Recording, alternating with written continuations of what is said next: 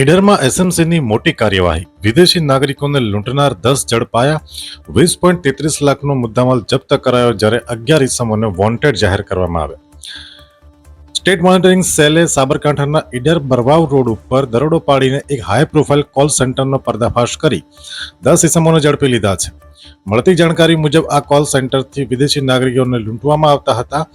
એસએમસીએ red કરતા 12 laptop, 40 mobile, એક ગાડી, ઇન્ટરનેટ રાઉટર, 8 એટીએમ કાર્ડ અને 40,500ની રોકડ સહિત કુલ 10 ઇસમોને ઝડપી પાડ્યા છે, જ્યારે અન્ય 11 ઇસમોને પકડવાના બાકી હોય ફરાર જાહેર કરવામાં આવ્યા છે. મસમોટું કોલ સેન્ટર ઝડપાતા જિલ્લાભરમાં ગેરકાનૂની કામ કરતા ઇસમોમાં ફફડાટ પણ જોવા મળ્યો છે. Bureau report, Sabarkantha.